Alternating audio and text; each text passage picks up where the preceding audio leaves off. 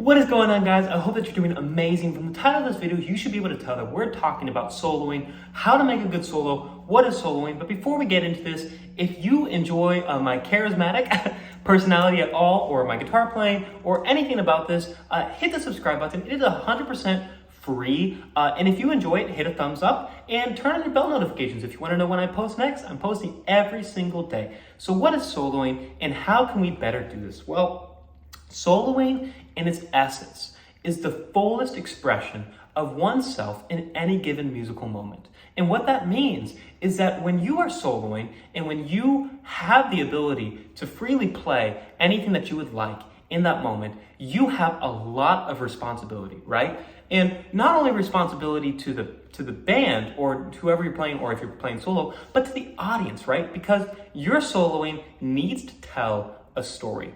Now, you may be saying, well, why does my soloing need to tell a story? Well, because music isn't just about showing someone one incredible thing, right? It's really cool to go,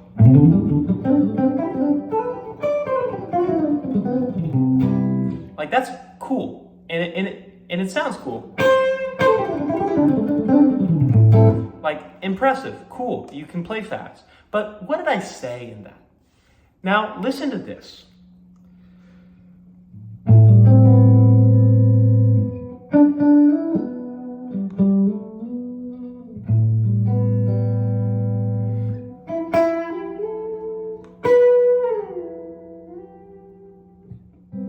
A lot more emotion and a lot more feeling. Why is that? Well, because I wasn't playing 1,000 notes and I was really trying to express some form of emotion, right? A lot of times, and not to say that it's bad, but a lot of times when we play fast lines, what happens is we aren't clearly telling a story. And it's a lot easier to tell a story with shorter words and fewer words that are more well-spoken. I hope that makes sense. I'm speaking fairly slow right now, and I have the ability to speak really fast, and I enjoy speaking really fast. But when I speak really fast, a lot of times, and especially in the comments on TikTok or whatever it may be, I always hear people say, I didn't really get what you were saying. Why? Not because they can't understand what I'm saying at a fast pace, but because it's hard to grab on to what I'm saying. So when we start soloing, we shouldn't approach it from a sense of trying to showcase technique, but a sense of trying to explore an emotion in a story through whatever musical ideas have come before it, right? So let's talk about it. What are some ways that we can practice better soloing? And these are universal things, right? You can do this if you're on saxophone, if you're on piano, if you're on drums, even though it's not a harmonic instrument. You can do this obviously on guitar, on flute, whatever it may be. So what you're gonna do, and we're gonna talk about a couple different methods, but this is the first one. Pick 4 notes. Let's pick 4 notes right now. C, D, E, G, right? Okay, so those are the 4 notes we're gonna be working with. What I want you to do is now try to make as many melodies as you can, just out of those 4 notes. Don't do it. And what this is doing, and I got this a lot from Bob Reynolds, who, one of my favorite teachers of all time, thoroughly enjoyed taking lessons with him over the years. You are trying to put yourself in a box, right? So that you can then hear things outside of it, okay? And you'll get that once you start doing this. So let's try it. I'm just gonna play with those 4 notes, nothing else. I can slide into it, I can gliss into it, but it's just gonna be those 4 notes. Let's try it.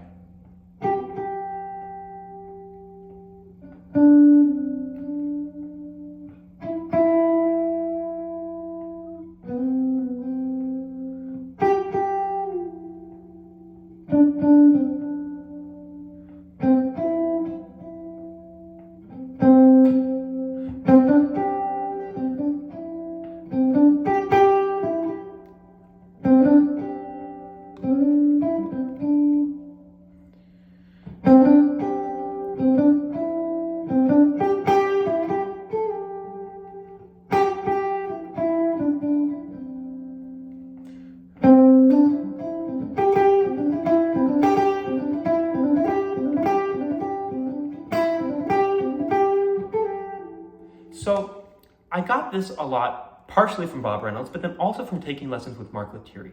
When I took my first lesson with Mark Lettieri, he told me this. He said, you need to take the motifs and expand upon them. And what he meant by that is just what we were just practicing. And what I was doing is taking one idea, and seeing where this can lead us.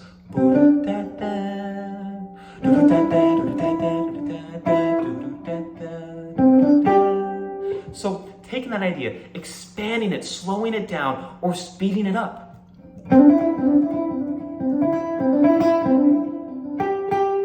All these things bring that motivic idea, emotion.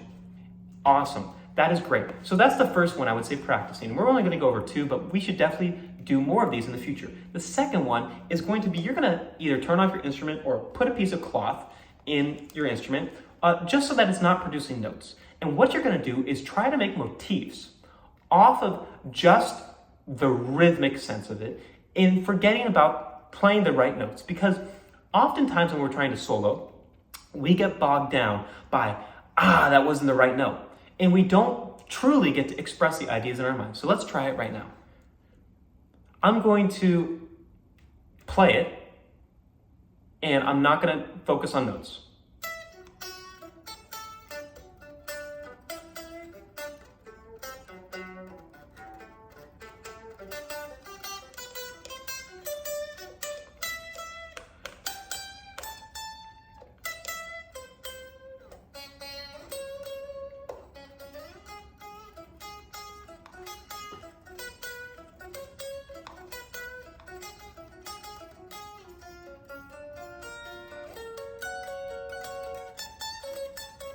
See, I was trying to explore one motivic idea